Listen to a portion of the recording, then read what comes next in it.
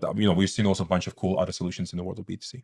Yeah, because ultimately you're trying through increasing your deliverability to make each email that you send as unique as possible. Because if they're templated, like you say, that actually hurts your deliverability ultimately. And now Microsoft and Google are really cracking down on that. Yeah, because my Google uses Gemini to associate essentially spam reports with the content, right? So it's doing a really good job there.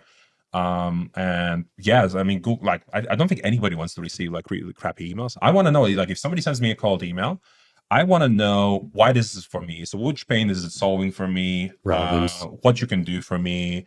And I do look through a lot of emails. So for example, recently there was this one guy, his name is Gottfried. He literally was, just applying for a job that didn't exist on our site. We don't know how to use a careers page. He's like, Frank, listen, your community isn't that strong. Like, you need, a bit more activity in there. And I've been doing this for a very, very long time. And I believe I have a really few cool ideas on how can I shake this up and etc. So that's it. I spoke to Gottfried for over a 30-minute call. It's like, yeah, off you go. And that's it.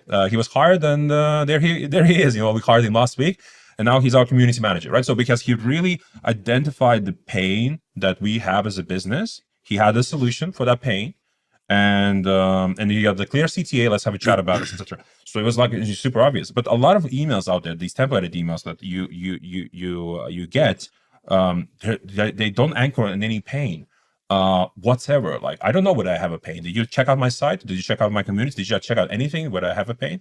So I have this good friend from Australia that always says, listen, no pain, no gain, no demo train. So always lead with the pain.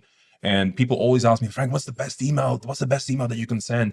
I was like, how about you send that first initial email that you do send? How about you just anchor on the pain and nothing else? Just don't even talk about your solution. Just try and validate whether your prospect has that pain in the first place or not. And maybe in the second email, in the follow-up email, you do talk about your solution, but try and like really amplify the pain as much as you can for your prospect. Yeah, because ultimately you want it to be relevant, right? And timely. Yes. You need to see if they have that pain at that moment. Yes. So it makes total sense.